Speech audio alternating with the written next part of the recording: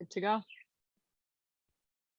Okay, welcome everyone to this session with Adam Barley. Going to introduce Adam in a minute. He's an old friend, so that'll be a pleasure. Actually, Christina's going to introduce him. Before we do, what else is going on? So we have not finished yet. This, however, is the end of the beginning. So who do we have today? Jane. Jane is excellent. She's like very English, very lovely, and very good about all things womanly. So do check Jane out. Ron is sort of gorgeous and warm and empathic. I really recommend Ron. She's coming from nonviolent communication. Nir, very clever Israeli. Intergenerational trauma, I think, is so relevant to nearly all of us. Fleet, like me, hosts summits, so he's got a really good idea of like the big picture because he's hosted everyone. This is something scary in German.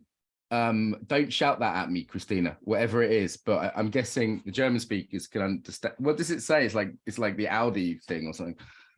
No, it's awareness that fosters resilience. Oh, it's so beautiful in German. And how it doesn't. Spiritual resilience. Miles is great, a serious meditation teacher.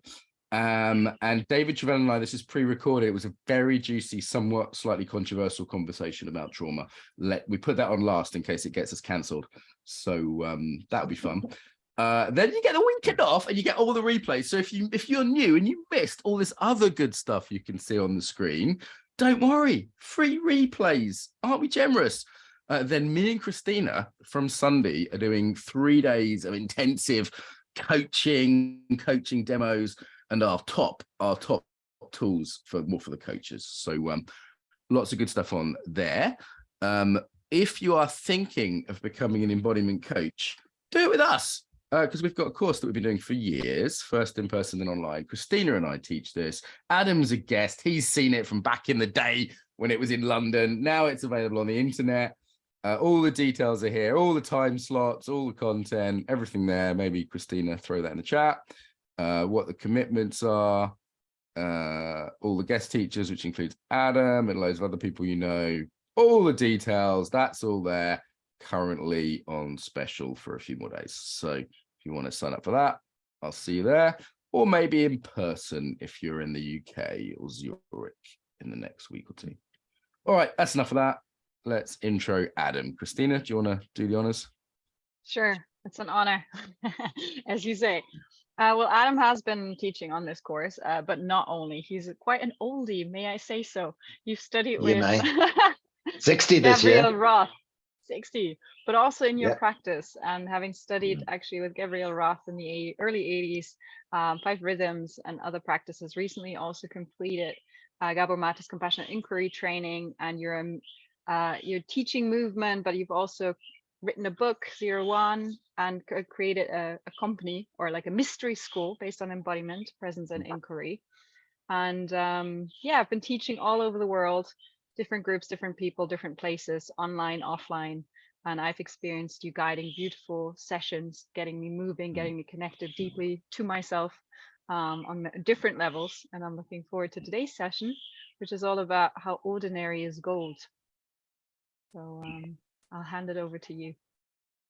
Thank you, Christina. Just one correction from that. The book, which I'm super excited about because it's just come out, is called Pathways Home. The mystery school, the body of work that I'm using these days is called 01, but the book is called Pathways Home, which might be a kind of, I guess that's the sort of groove that I'm surfing in at the moment, is the aiming at coming home. Like when I was younger, when I first started dancing, I wanted massive achievements, typical young man stuff. And I wanted orgasms. Like let's say that's really what I wanted. I wanted extreme altered states of consciousness and fire out wow experiences, and I wanted to like shed all my baggage, and I had this ambition to become enlightened. That's a little embarrassing saying that now, but that is how I was. And in more recent years, I've become more and more well, I guess I could say I've become more and more at home. And slowly, slowly, it's been dawning on me just how deeply inside all of that kind of dramatic longing for wow, underneath that in me was a much more subtle, much more gentle, but I would say actually keener longing, a deeper longing, and a truer longing to just be at home somewhere, like, and not just in me, you know, but like on the planet and with people. And so when I was kind of dreaming for this session, that's what came up, you know, when ordinary is gold, because there's so much extraordinary promise. You know, you on all the social media channels, and the whole kind of personal development world is full of promises and miracles. And whilst I do think, and I have experienced, the miraculous transformational experiences can happen, they do happen, and they're amazing. And I do know something about how to go there. I just want to offer something today that is really much more down to earth. And so I think I said the title was When Ordinary is Gold, something like, was that right? Yeah. And Yeah. because I think it is.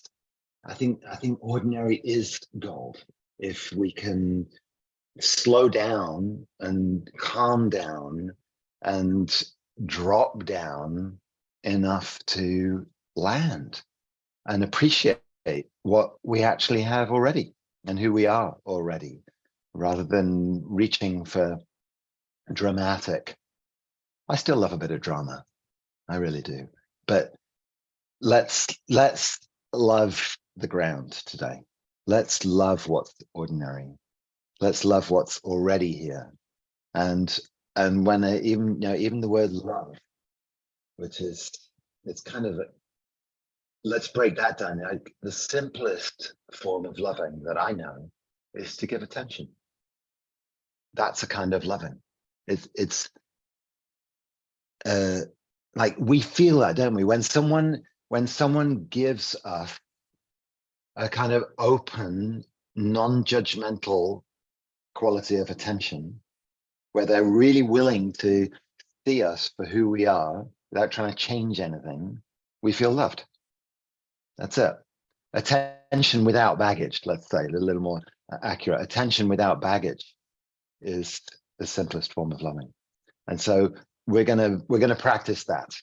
We're gonna use attention on our physical presence as a loving practice today, to love what is already here. And that, it's almost like it kind of, the feeling can be like it turns to gold, like what seems very ordinary, like lead, you know, it's a kind of alchemy. Like, here I am, and I can look at a little bit of dust on my mantelpiece and around these things in my room that I see every day, and it's very ordinary. But if I slow down and come down and calm down and arrive here and just give attention, there's a possibility of it beginning to shimmer, a kind of glow that is the result of really being present. And it can be like that for me, and it can be like that for you, to just give attention to your physical being and presence. So looking around at this screen, hi, people that I can see, hi, mysterious names with grey backgrounds. If anyone else would be willing to turn on your camera, I know it's kind of sucks, this Zoom thing, in some ways, and like, oh no, I just want to look, I don't want to be seen. Hi, Trude. Hi, Bruno. Thank you. So we could just take a moment. Hi, Katla. Hi, Josephine. Hi. Okay. Hi, Julie. Thank you. I read that. Sorry if I'm not saying your names quite right. But let's just take a moment to look at this magic device we have. Hi, Andrea. And look at a few faces, maybe look at a few names too. Let's take a look beyond me. Adam Guy. Hi, Fusia. Hi, Birgitta. So Just taking a look. In some way, we're here in this meeting. Little thread of attention that can go out through the fiber net. And then you turn your attention away from the screen and just look at something super ordinary in your room that you've seen many times before. And keep looking at that very ordinary thing until you can feel the relationship between it and you as just physical. You can feel where your body is. You have some sense of your body in the room at the same time as seeing that object, and you can get a sense of the distance between you and it. So you're just very with the physical presence and the relationship through the space.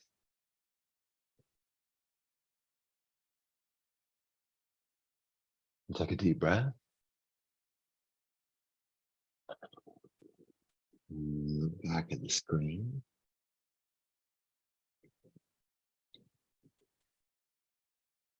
And as you look back at the screen, see if you can do the same thing with that you're looking at the screen and you're aware not only of the magical little colorful squares of people, but just the physical object of that thing, relationship between your body and it.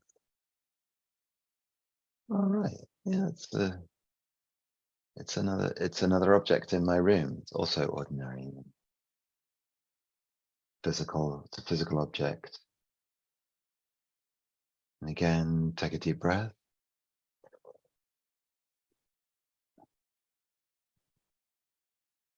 You feel your body. You sense the weight of your body, even while you look at us. Maybe you can feel your feet on the floor.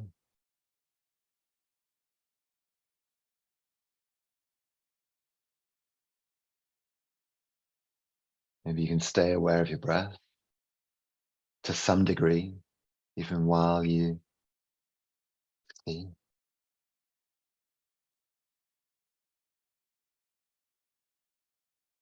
Okay. So now, if you wish, if you want to have me full camera, so we're going to do some movement work soon. So if you want to switch back to just seeing me, that's totally fine. If you want to switch your camera off, it's totally fine. Thank you for visually saying hello. And we're going to do some movement work, and I'm going to suggest to you some physical activities. So a kind of well-being instruction here. Only do what you're okay with doing. If something doesn't feel right, don't do it. Totally fine. And just have a scan around your room and check that you've got a bit of space to move in. You don't need a lot. Just a couple of paces in every direction would be enough. Although if you have more than that, that might be more pleasurable. But just a couple of meters in any direction is enough. A few paces, so that you can use your feet and move around the space a little bit. If you actually got some physical injuries or limitations at the moment that means you can't be on your feet, that's okay. You'll have to work a little bit more with your imagination, but you're totally fine to take part in what we're doing anyway. So we're going to move for a while, and then we'll have some time to have some questions about what I'm doing or what you've been doing. But for now, let's drop in a little bit. So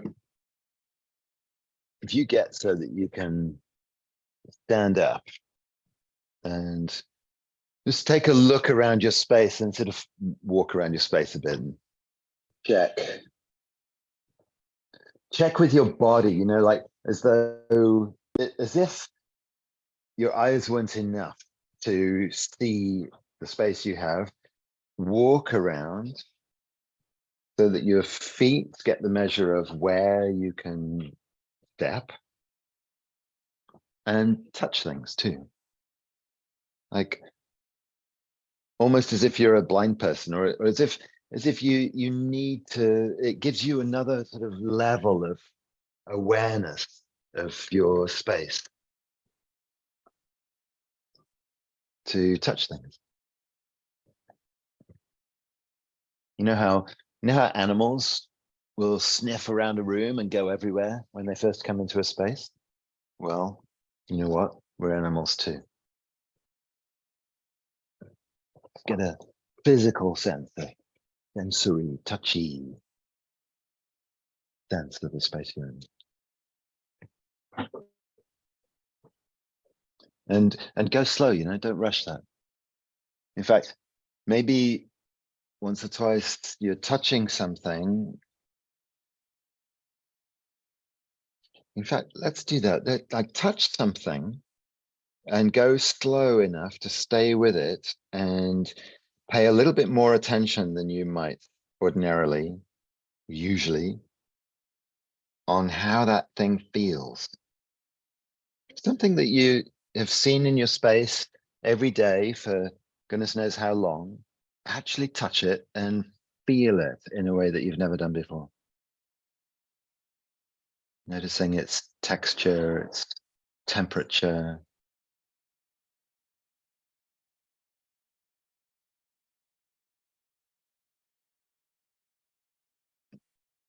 And can you feel the pleasure in that?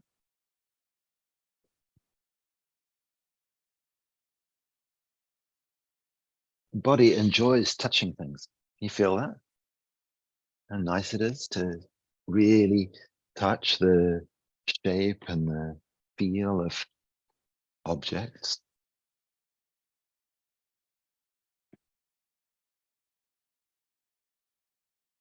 Body loves having a chance to use its senses. And our sense of touch is perhaps the most down to earth of our senses. Because that's what we're aiming for today, to have a down to earth embodied experience. So using that sense of touch,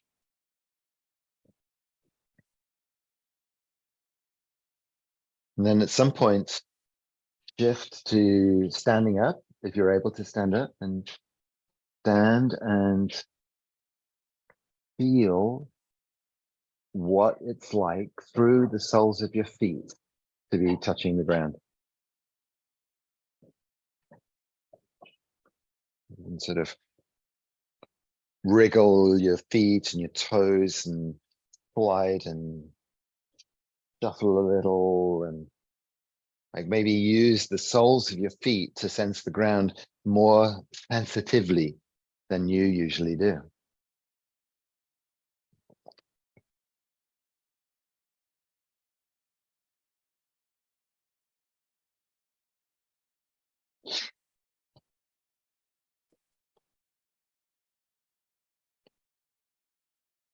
I don't know whether you know, but apparently, and there's a whole science called reflexology, based on the fact that apparently we have nerve endings in the soles of our feet that go everywhere else in our body. So there's a part of your feet that have nerve endings that go right to the tip of your nose and eyes and your hands and your back. So as you're stepping and using the surface of the soles of your feet to sense the ground, something about like the whole of your body is being touched somehow.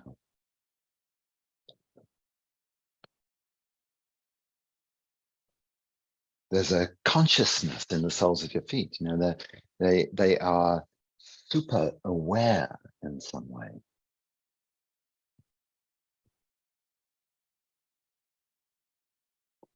I wonder why we're designed like that. Soles of the feet. Like our whole being is plugged into a very down-to-earth quality. Whole body being activated by the feet. Try stepping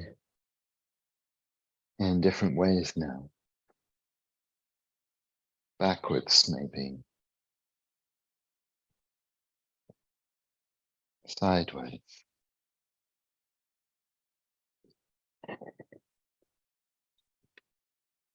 Turning.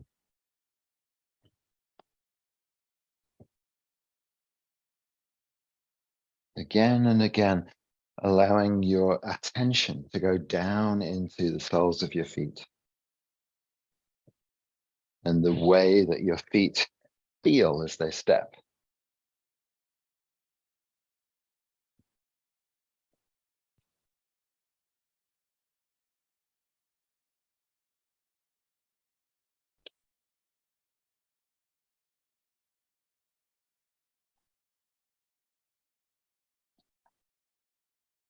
Maybe if you slow that down, that would help you to feel all the little muscles and bones and connective tissue you have in your feet. They're very complex.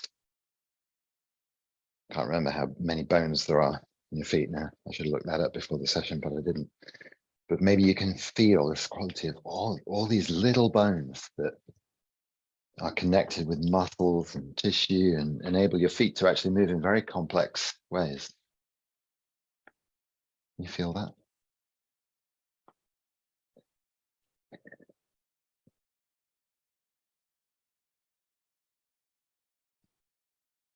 Literally getting a sense of it from the inside and feel into the insides of your feet as they experiment with ways of moving that they don't usually do.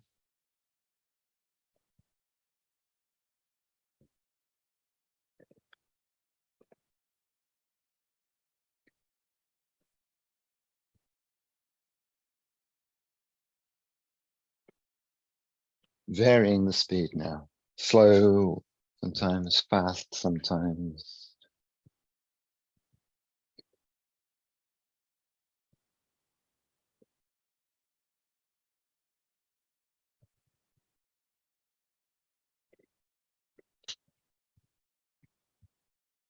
And you can get a little creative with your feet. Maybe playful. How many different ways can you step? Let your feet dance. Who needs music? We don't. We don't need music to dance. Feet are just born for it. Every step can be a dance step. It's really more of an attitude than a way of moving. A little creative, playful attitude. Simple, open, giving of attention and allowing feet to explore.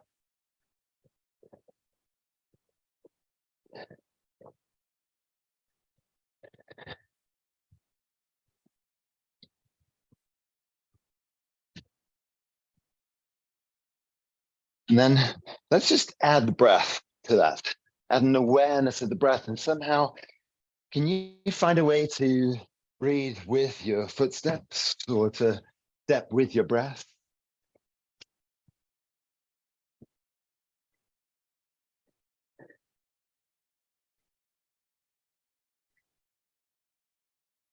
Like you could allow the rhythm of your breath to follow the stepping of your feet somehow, maybe. Or maybe sometimes you put your foot down extra strongly and allow a nice strong exhale at that moment where your foot comes down.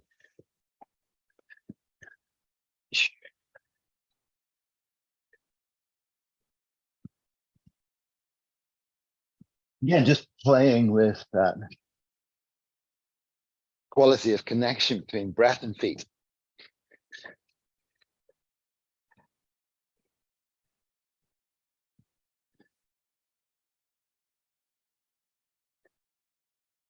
Breathing and footsteps, maybe two extremely ordinary aspects of being human. Taking a step Taking a breath, letting them come together.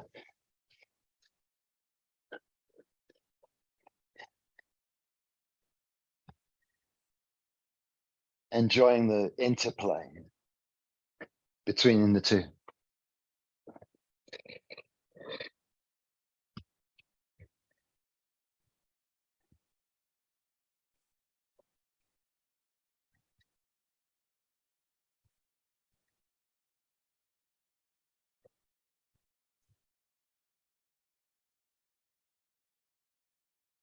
And then if you, again, let that flow down,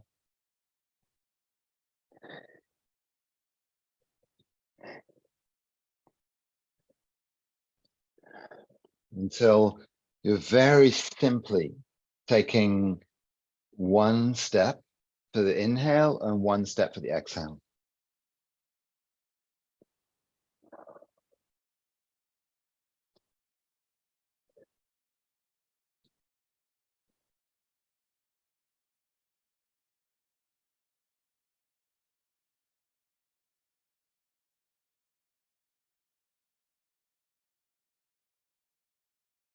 Really let it go nice and slow. And as you do so, look out. Like if you have a window, look out of the window at the same time as stepping in the rhythm of your breath.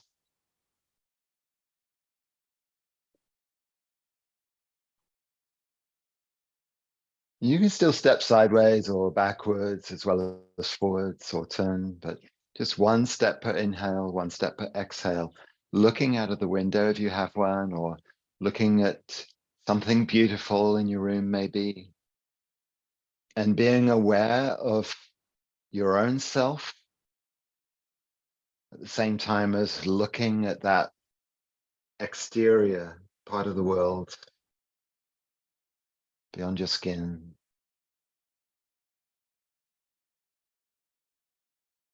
Again, not trying to change anything, just having that very open quality of attention, simplest form of loving. Just giving attention to your body, your breath,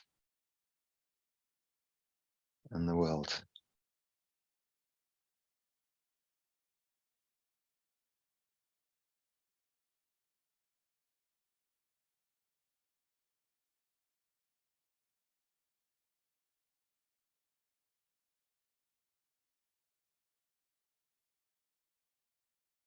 Allowing both to be there, the inside and the outside, your own personal self and the world.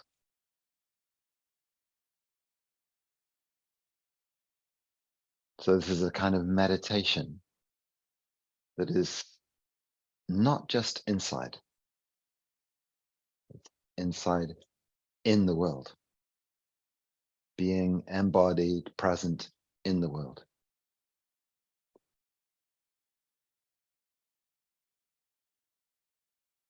Down to earth.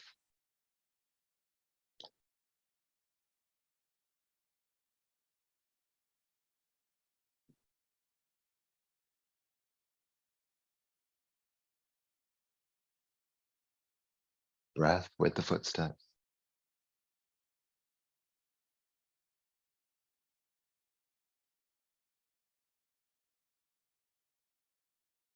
And notice, where would your hand be? Like, are they okay just by your side, or would it feel good to put your hands on your body? Sometimes I find that very grounding and centering. Just put a hand on my belly and a hand on my heart.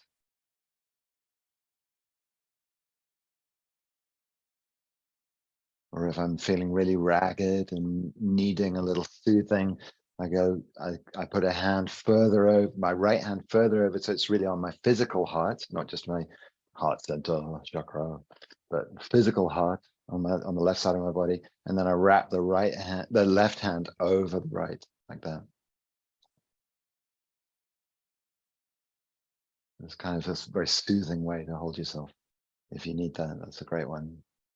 And again, just stepping and breathing. Inhale, exhale, left, right.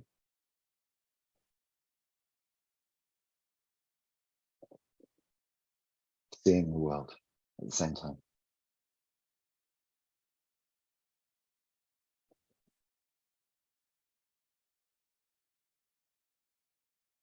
Dear world, seems to be in such a lot of trouble right now.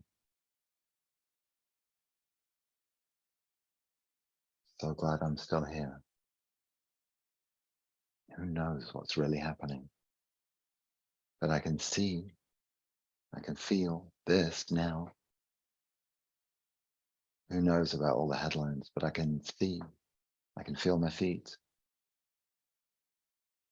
I can sense my breath. Down to earth, ordinary, gold.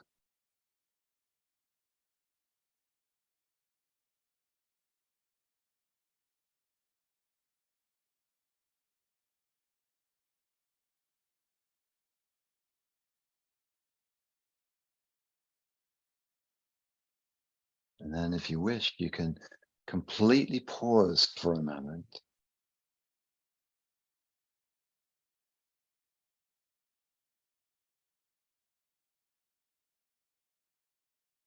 You're still aware of the soles of your feet and your breath.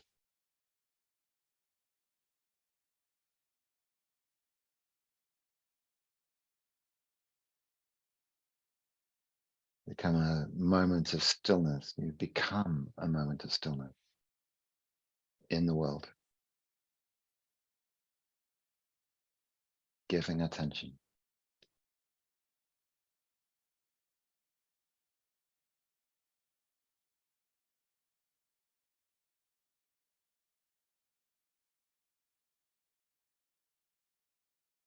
Down to earth. Ordinary.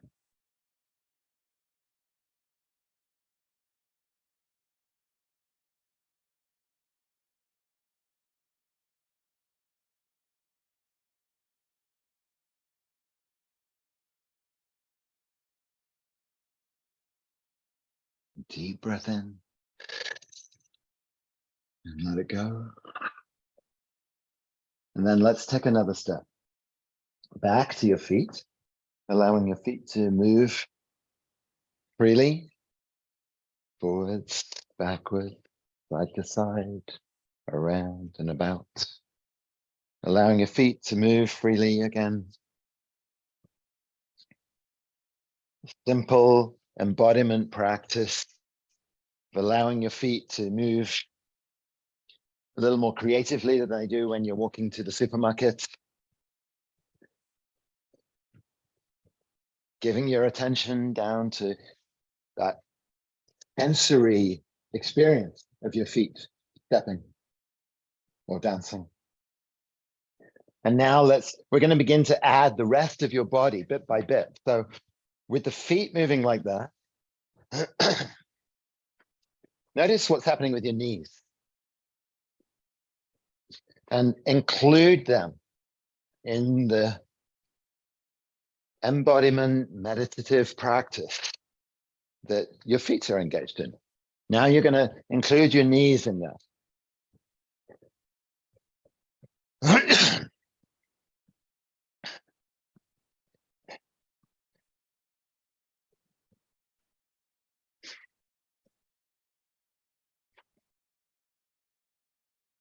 How many different ways can you move your knees with your feet?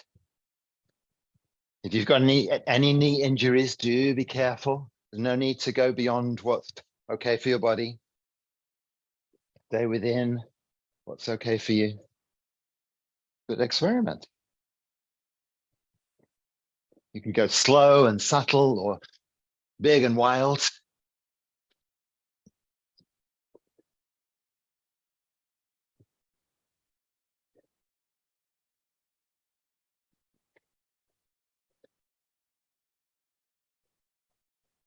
And then add your hips to that.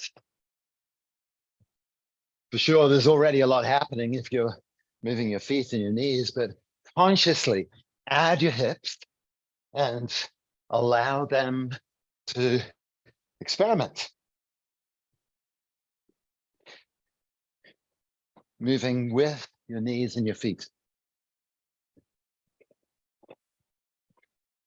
So with your movement and your attention, you're creating connection between your hips and your feet.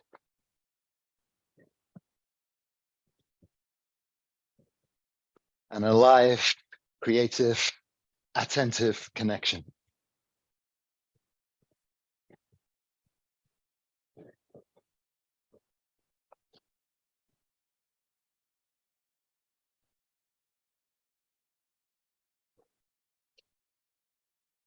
Let your breath come and go freely. It can really help the movement of your hips if you relax your jaw. Relax your mouth. Let the exhale come out of your mouth, especially. Can you feel that? What happens when you relax your jaw? Let the breath out of your mouth. Helps the hips to let go. Open, move, be free.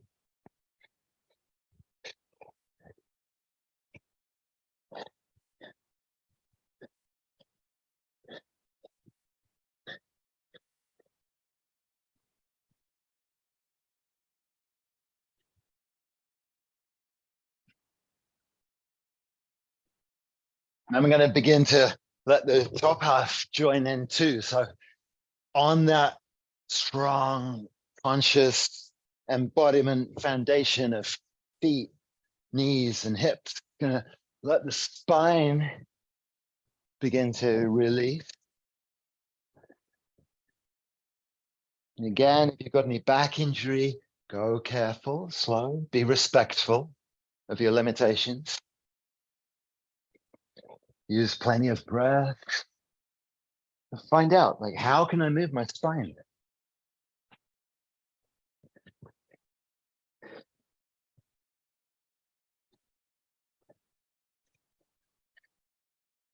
What happens if I really let my spine drop down? Let's think, can I keep my feet moving? Can I stay aware of the bottom half of my body? Whilst letting the spine become part of that practice.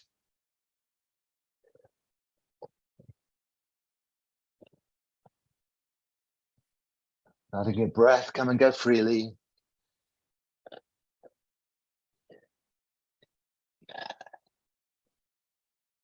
Maybe you can enjoy the sense of releasing and coming out of straight upright mode.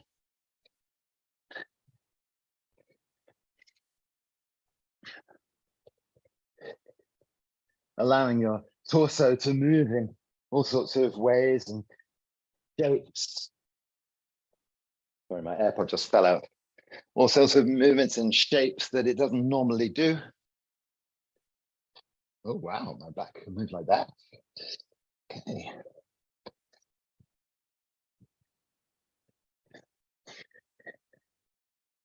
And again, bringing it down to earth through the connection with your feet. Feet are still moving. With the knees and the hips and the spine.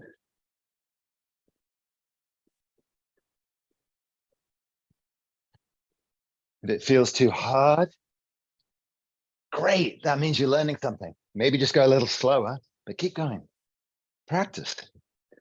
If it feels difficult to move all those things at the same time, practice. Bringing your spine down to earth. The movement of your spine down to earth. Through the soles of your feet.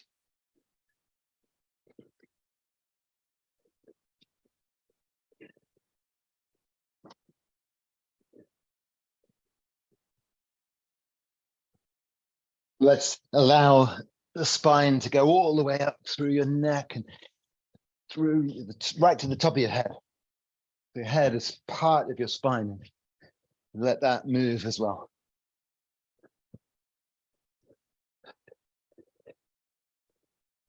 It's probably too much to think about, but your body knows. Trust. Trust your feet to carry you and trust your body to handle moving in unusual ways. Let your head go.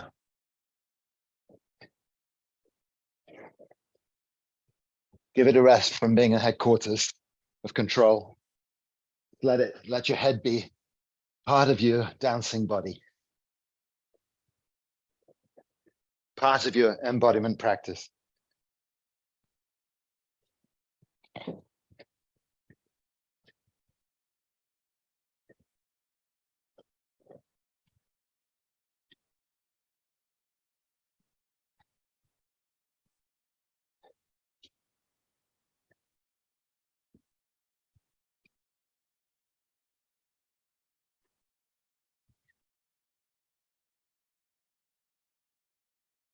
Let's add the shoulders to that too.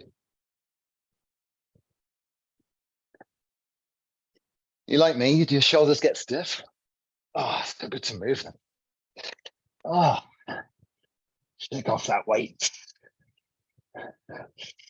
Oh, yes, I know I carry a lot of responsibility, but right now I'm just moving and grooving, no music necessary, down to earth, shoulders, head, spine, hips, knees, everything coming down to earth through the movement of my feet.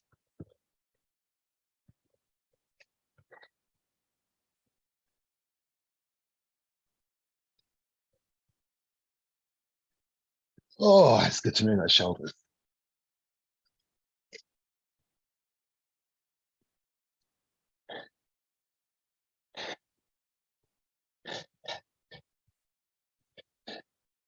You want to join me in allowing the length of your arms and hands to come into the practice as well?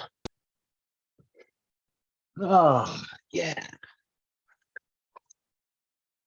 Ah, whole body, all the way up to the tips of my fingers, tips of our fingers. Everything's moving, everything's breathing.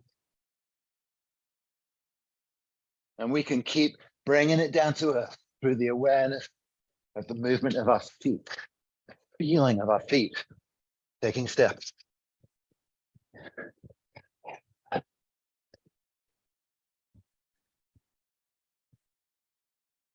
And we might even connect that to what's happening on the screen. You see a few of us moving, or you can just move with me if you've got me full screen.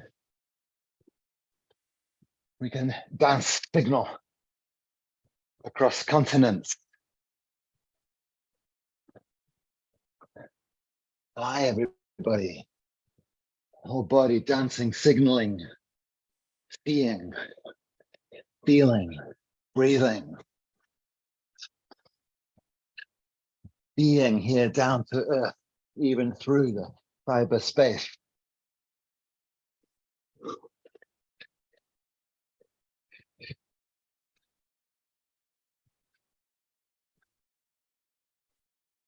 It's Thursday and we're alive. Still, wow. Whoosh. Alive and free to move. Free to be here in meditation, embodied, inside and outside, part of the world.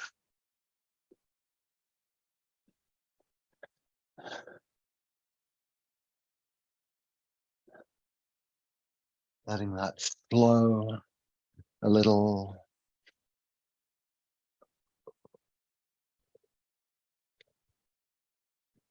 Few last steps.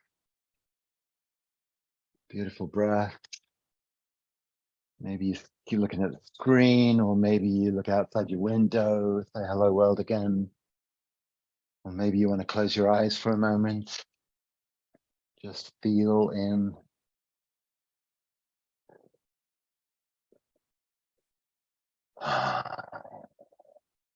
Finding a way to bring your practice to a close for now. Or at least that segment of it. Because practice never ends, not really. If we choose, we can stay.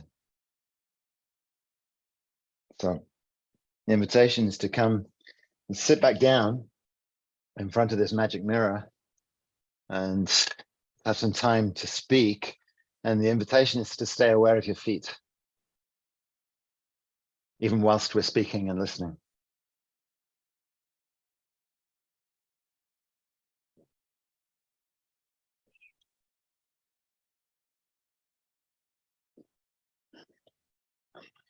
letting yourself settle into this new configuration of self and being.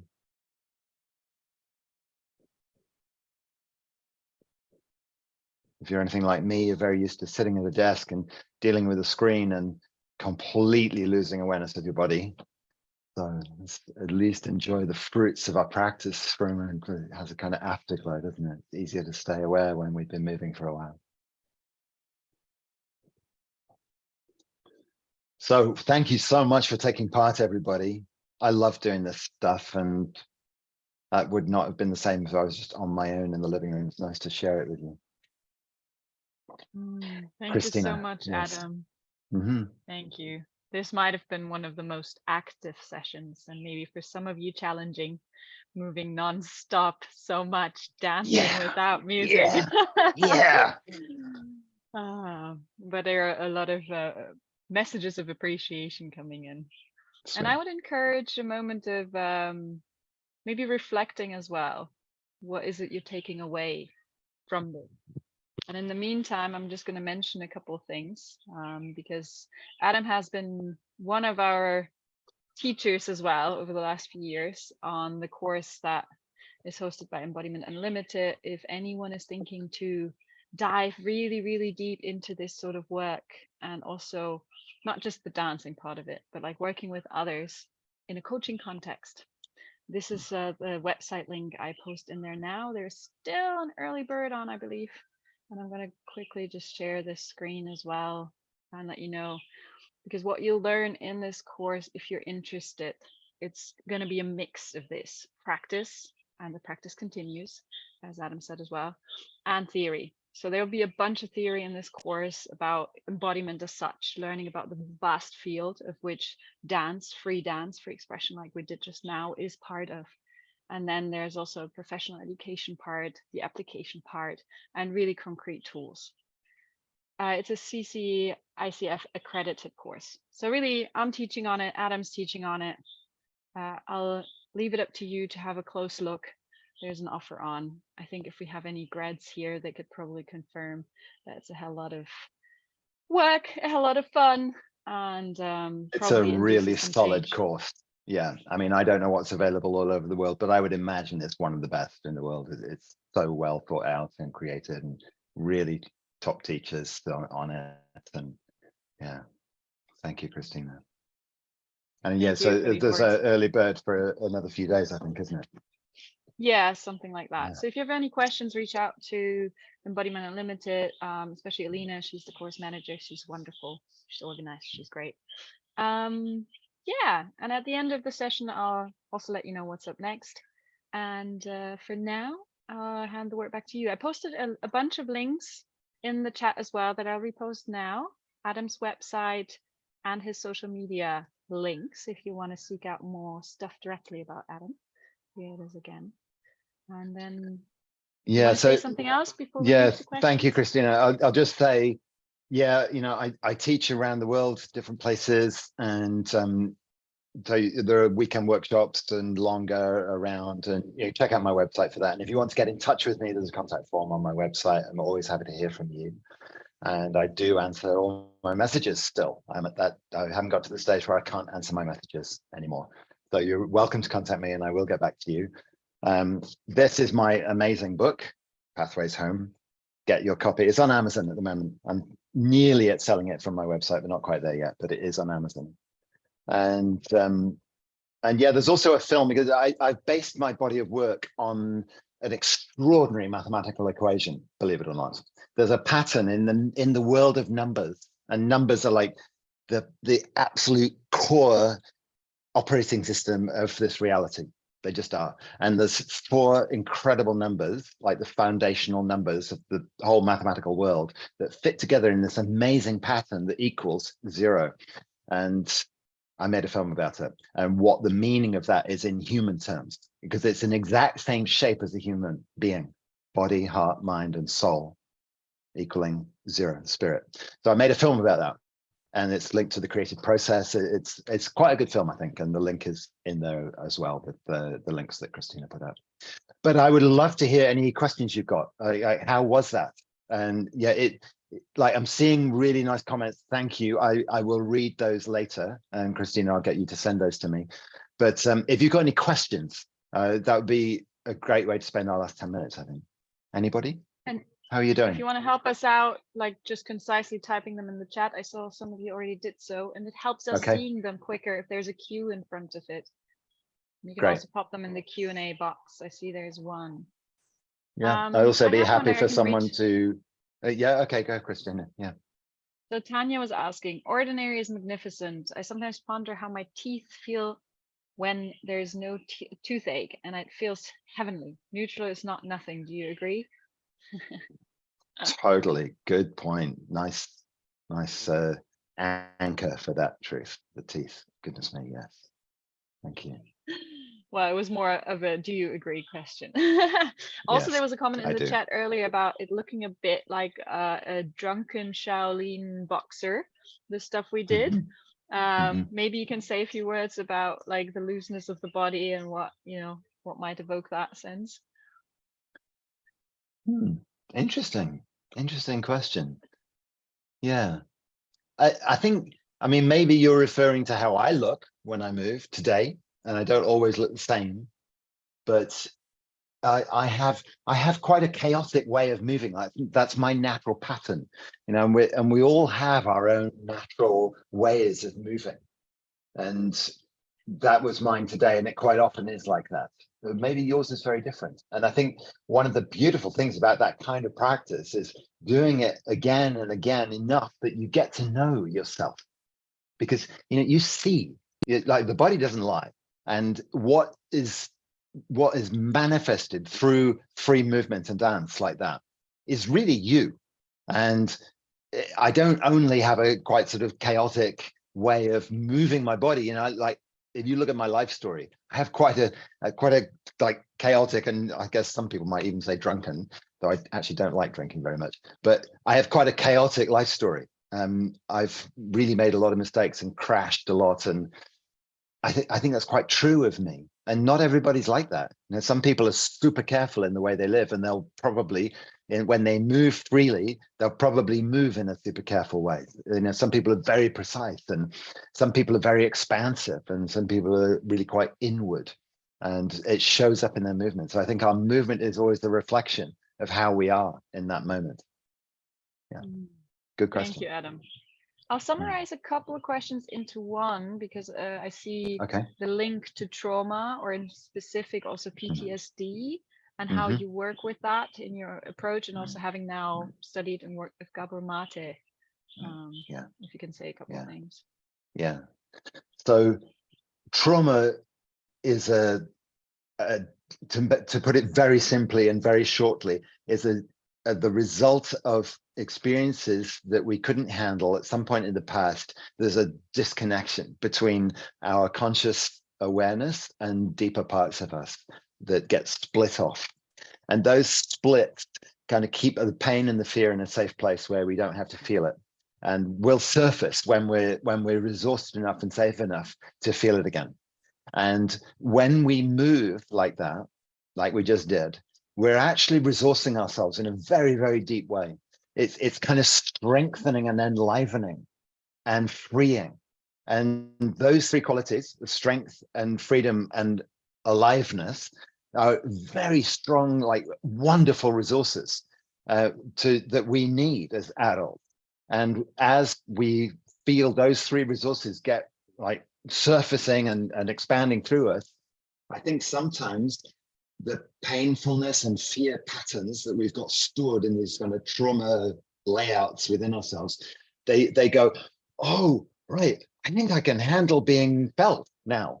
And up they come. So that kind of free movement can bring stuff up. And you can find yourself suddenly feeling very sad, or like furious, or really shaky. And I would say when that starts to happen, that's a good sign. And that you can keep moving and allow the shakiness to just become part of your movement. And actually, that moving like that can release painful stuff from the past and heal rifts, heal the disconnections within us, in a very simple, intuitive way where we don't even need to remember what it was that happened when I was 3 or whatever. We don't need to remember even. Sometimes we might, but often healing will happen and release will happen and wellness will result without us even really understanding what it is that happened, but the body knows. And the body has a way of very efficiently actually releasing trauma. And that's a very quick, right? It's a big subject, and thanks for asking. But I want to leave space for other things. I think that's a very broad summary, and I have written more about that on my website if you want to go and have a look at the media section where my blog is, and I've made some YouTube films about it too. So, and Gabor Mate's stuff is brilliant on that. I thoroughly encourage everybody to read his latest book, which is called The Myth of Normal, and really well worth the read. His best yet, I think. Thank you, Adam. I hope that answers some of the questions that came in related to that. And the other question is, what do you do with people who have physical restrictions, limitations, and concretely Rima asking? Yeah. Yeah. Sorry, Christiane. I'm just seeing a question related to what I just said about might people with certain kinds of PTSD find the movements too fast? Yes, definitely. Definitely you need to stay aware of what's okay for your body. If that was me moving, you know, like as I said at the beginning, move in the way that's okay for your body. And with certain kinds of, I mean, when I was unearthing some early developmental trauma a few years ago, I spent about a year, my whole practice every day was moving very slowly, very small movements, often long swathes of time, many minutes at a time, not moving at all, or even my whole practice not moving at all. Sometimes they're just staying aware of my body. Yes, don't move like me, move like you. Learn how to move like you, as you are now. And if you're carrying a lot of trauma stuff, that might well be very slow. Yes, thank you. Sorry, Christina, what was it you were asking again? Thank you for expanding on that. It's very linked. It's what about physical limitations? And there was one question specifying fibromyalgia. I can't pronounce it in yes, English. That was the one I was but seeing. Also,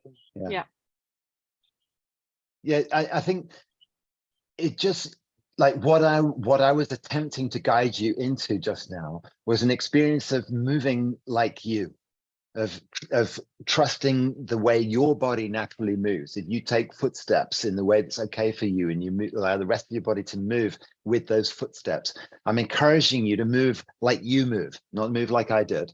And that is within the limitations. As I said several times during the practice, you know, respect your limitations. I mean, I think there's a place for breaking through limitations, but I would, if the limitations are physical, you need to go really careful with that, because it's super easy to re-injure yourself or make things worse. And so I always encourage you to just, like, you can gently move around the edges of your limitations, and, you know, be enough to feel if there's any painfulness there, but don't try and push through it. Get to know your limitations and be curious about them, and let yourself feel how you feel emotionally about having limitations. There was a time when I broke my arm really badly. I broke my arm, and then I got one frozen shoulder, and then the other frozen shoulder. There was a couple of years where I couldn't move in the way that I was used to moving, and I learned a lot about that. And one of the deepest teachings was to learn how emotionally upset I was, how much grief I had about having those physical injuries. It was really strong. I grieved so deeply, and I never realized that there's such a grief involved in not having a kind of A1 body. And I think that's true for a lot of us. So, you know, let yourself feel emotionally, and the movement helps that. When you start to allow your body to move in the way that it's able to, it helps you connect with your emotional state and then allow the feelings to come. And there's a lot of healing and wellness in that there. Thank you so much, Adam. We're already at the end of the session. That went by quickly. Yes, we are. Yes, it did. Well, if people have more questions or interest to continue working with you, I'd encourage looking at Adam's website and finding a way to contact you there, or just connect on the social media channels I've posted in the chat as well. And I do individual sessions, by the way. And I do movement coaching sessions, mix of movement and compassionate inquiry. Yeah, so you can find that through my website as well. Beautiful. Great. So find them there. And if you want to come back for more embodiment today. There are a bunch of more sessions on today. Next one is with Jane, a really, really lovely friend and colleague. It's called Menarche to Menopause, and she really brings a very compassionate approach as well, I'd say, to this. So come back if you can, or check out the schedule. I'll post the link once more.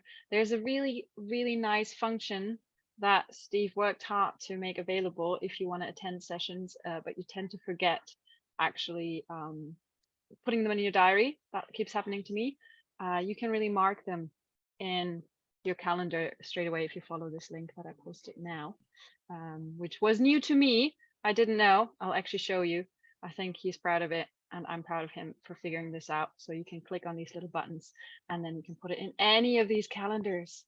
Nice. For me, this is super helpful because any event I attend like this one, I tend to miss sessions otherwise. Great. Okay, I'll unmute everybody so you can wave your goodbyes or say goodbye briefly to Adam in a second. Thank you so much, Adam. I'll stop the recording Thank you, here. everybody.